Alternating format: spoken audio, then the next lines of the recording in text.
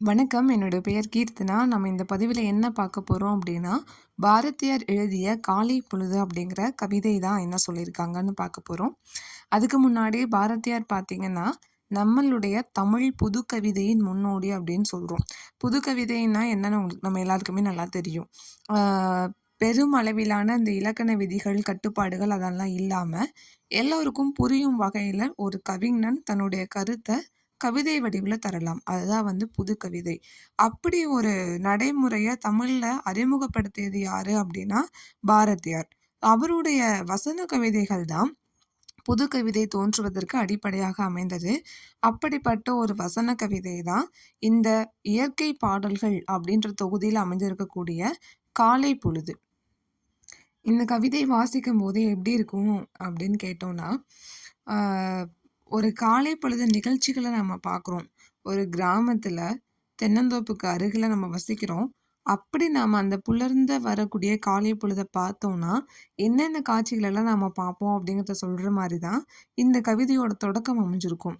ஆனா இந்த கவிதையோட இறுதி பகுதி பார்த்தீங்கன்னா, முற்றிலும் வேறா இருக்கும். அது என்னங்கிறத பார்க்கலாம். ஆனா அதுக்கு முன்னாடி இத ஆசிரியர் எப்படி கொண்டு போறாருன்னா, தான் அந்த இடத்துல இருக்கிற மாரியே கொண்டு போறார். தான் அத சொல்றது மாரியே கொண்டு போறார். அதாவது இது ஒரு கதை சொல்லும் போக்கில் அமர்ந்திருக்குன்னு சொல்லலாம். ஓகே. இப்ப நம்ம அந்த கவிதைக்குள்ள போகலாம். என்ன அப்டின்னா, அந்த காலை பொழுது எப்படி இருக்கு அப்படின்னு சொல்லிட்டு ஒரு விளக்கம் தந்திருக்காங்க. காலை பொழுது மகிழ்ச்சி தரக்கூடியதா இருக்குதாம். அதாவது காலையில எழுந்தோனயும் ஒரு புத்துணர்வா இருக்கு.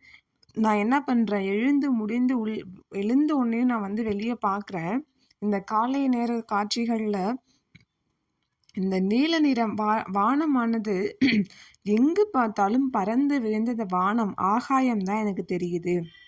அது மட்டும் இல்ல, கதிரவன் என்ன பண்ணிட்டுருக்கான் அப்டின்னா, அந்த கிழக்கு திசையில இருந்து அப்படியே ஒளிமயமா தோன்றி வந்துட்டுருக்கான்.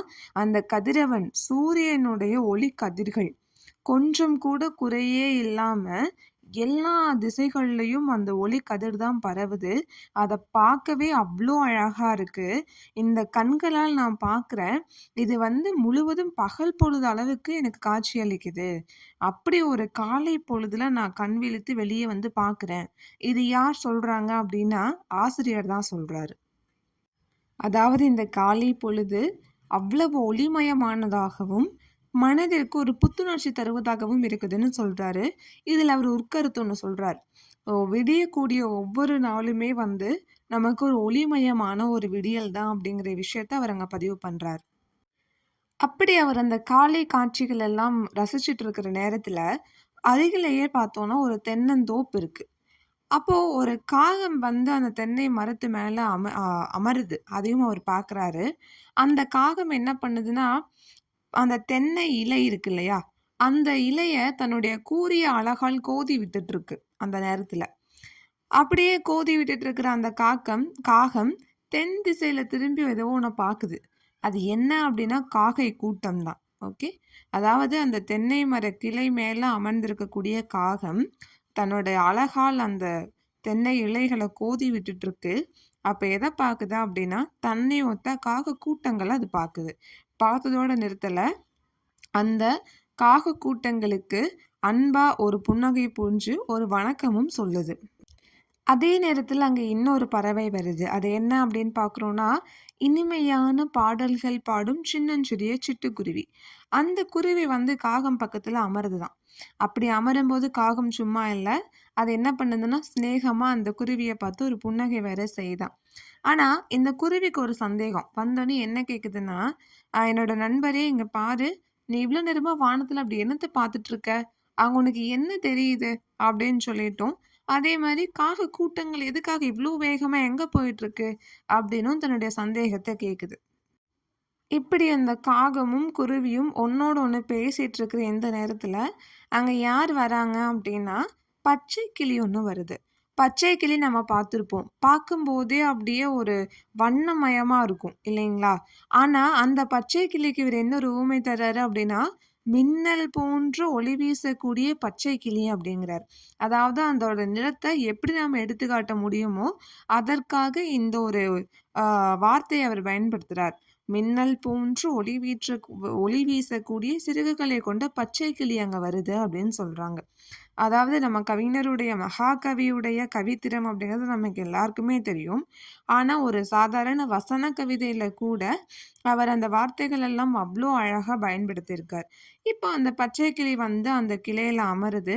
அப்படி இருக்கும்போது இந்த காகம், குருவி, கிளி 3மே ஒண்ணோடு ஒண்ணு பேசத் தொடங்குது. என்ன பேசுது அப்படிங்கிறது தான் அடுத்து வரக்கூடிய ஒரு பகுதி. இப்போ இந்த குருவி கேள்வி கேட்டுட்டு இருக்கு இல்லையா? எதுக்காக எல்லாரும் கூட்டமா போயிட்டுருக்காங்க? நீ அங்க என்ன பார்த்தன்னு இந்த கேள்விகள்லாம் கேட்டுட்டு இருக்கும்போது, காகம் வந்து சொல்ல ஆரம்பிக்குது. "என்னோட இனிமையான தோழனே நான் சொல்றேன் நீ கேளு" அப்படின்னு சொல்லிட்டு இருக்கிற அந்த நேரத்துல, அங்க யார் வந்தாங்க? பச்சை கிளி வந்துச்சு. ஆனா, பச்சை கிளி சொல்லக்கூடிய அந்த அந்த அடுத்த வார்த்தைகள் பாருங்க. "காணும் காட்சியெல்லாம் கண்களுக்கு விருந்தாக தோன்றுது, இந்த மெல்லிய காலை வேளையில்" அப்படின்றாங்க. நம்ம ஏற்கனவே பார்த்தோம், காலை பொழுது வந்து புத்துணர்ச்சியோட புலர்ந்தது அப்படின்னு ஆசிரியர் சொல்லியிருக்காரு. ஆனா, இப்ப இந்த பச்சைக்கிளி என்ன சொல்லுது? இந்த காலை நேரத்தில, புத்தம்புது காலை நேரத்தில நான் பார்க்குற இடம்லாம் எனக்கு என்ன அ ஒரு மகிழ்ச்சிய தரக்கூடியதா இருக்குது. அதுக்கு காரணம் என்னன்னா, இப்பதான் புலர்ந்து வெளிய வந்திருக்கக்கூடிய இந்த சூரியன். அந்த சூரிய கதிர்கள் தான் பார்க்குற எல்லா பொருள்கள் மேலும் பட்டு பிரகாசமா இருக்கு. ஸோ, இப்படிப்பட்ட ஒரு அழகான காலை நேரத்தில நான் என்ன பண்ணேன், உங்க இருவரையும் பார்த்து இங்க வந்தேன். யார் 2 பேரு? அந்த காகத்தையும், குருவியையும் பார்த்துட்டு, கிளியும் என்ன பண்ணுதுன்னா, அதே தென்னை மர கிளையில வந்து அமருது. அப்படி வந்து அமர்ந்த அந்த கிளியும் என்ன கேட்குது அப்படின்னா, "ஆ என்ன ஆச்சு? இன்னைக்கு ஏதாவது வந்து சிறப்பான நாளா? இல்ல என்ன நடந்துட்டுருக்கு? ஏன் உங்களுடைய காக கூட்டங்கள் எல்லாம் போயிட்டுருக்குன்ற" கேள்விய தான் பச்சை கிளியும் கேட்குது. அப்போ குருவி சொல்லுது, "கற்றறிந்த காக்கையே கழறுக நீ" அப்படின்னு திருப்பியும் அந்த கேள்விய ஞாபகப்படுத்துது. "கற்றறிந்த அறிவுமிக்க காகமே, நான் உன்னிட்ட ஒரு கேள்வி கேட்டேன். நீ என்ன பண்ண? அதுக்கான விடைய இப்பவாது சொல்லு" அப்படின்னு சொல்லி கேட்குது. அப்போதான் வந்து காகம் சொல்ல ஆரம்பிக்குது. "சரி, சரி நண்பர்களே அவசரப்படாதீங்க நான் சொல்றேன். இப்போ கொஞ்ச நாளா எங்களோட கூட்டத்துக்குள்ள நடக்கிற அதிசயங்கள்லாம் உனக்கு தெரியுமா? புதுமைகள நீங்க அறிவீர்களா? அ எ எ எங் எங் எங்களோட கூட்டத்துல ஒரு விஷயம் நடந்துட்டுருக்கு. ஒரு புதுமை நடந்திருக்கு. அது என்னன்னு உங்களுக்கு தெரியுமா? அது என்னன்னா, எங்களுடைய புது மன்னன் 7 நாளுக்கு முன்னாடி தான் மன்னனா பதவி ஏத்துக்கிட்டாரு. அவர பத்தி உங்களுக்கு தெரியுமா? நீங்க அவர பார்த்துருக்கீங்களா?" அப்படின்னு சொல்லி பதிலுக்கு காகமும் கேள்வி கேட்குது. அப்படி கேள்வி கேட்டதோட மட்டும் இல்லாம, அது என்ன சொல்ல போகுது அப்படின்னா, "எங்களுடைய புது மன்னன பத்தி நான் சொல்றேன். நீங்க கேளுங்க" அப்படின்னு சொல்லிட்டு, தன்னுடைய மன்னனுடைய சிறப்புகள சொல்ல ஆரம்பிக்குது. அது என்னென்ன அப்படின்னா, "எங்களுடைய புது மன்னன் அனைத்தும் கற்றறிந்த ஞானியை போன்றவர்." ஞானின்னா யாரு? பொதுவா முக்காலங்களும் தெரிந்தவர் அப்படின்னு உணர்ந்தவர் நம்ம சொல்லுவோம்.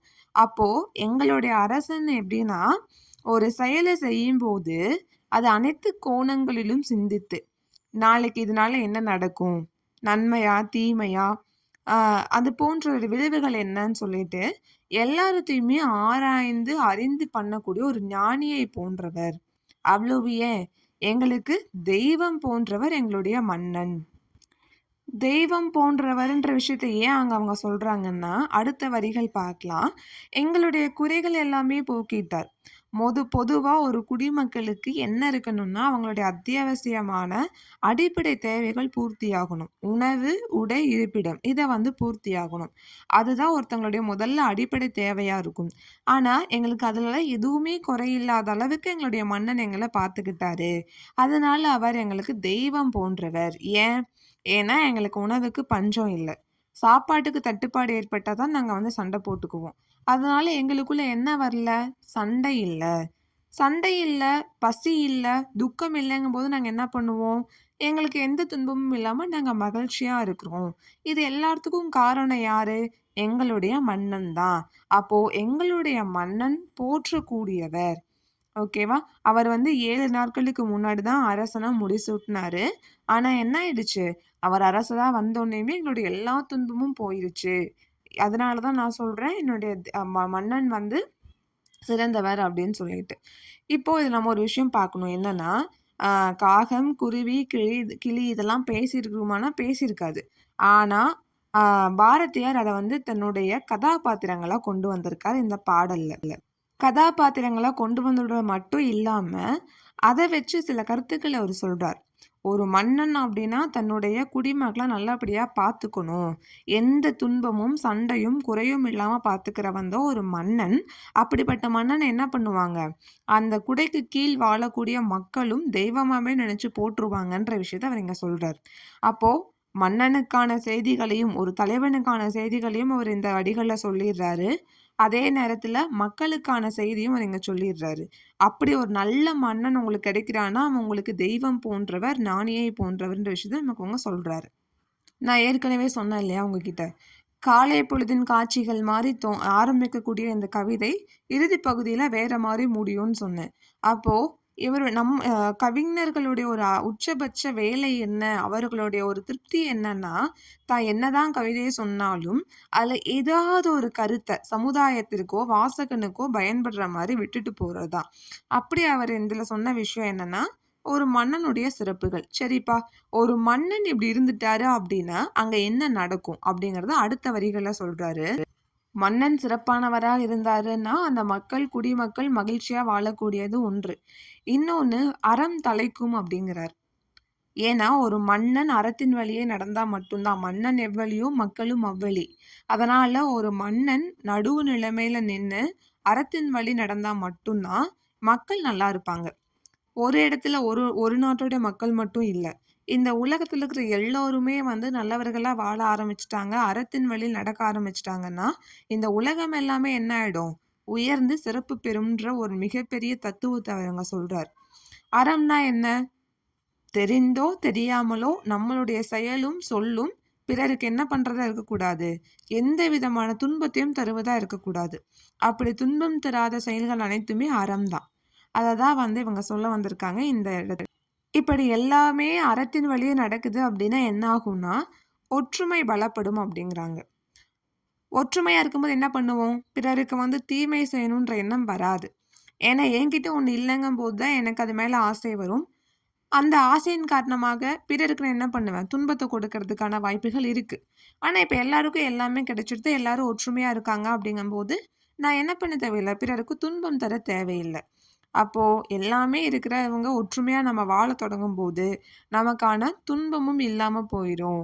மகிழ்ச்சியான வாழ்க்கைக்கு ஒற்றுமையா வாழக்கூடியதான் வழிவகுக்கும் அப்படின்னு சொல்லிட்டு, அதற்கு அப்புறம் வரக்கூடிய அன்னம் சொல்ற மாரி அந்த கவிதை அவர் முடிச்சிருப்பாரு.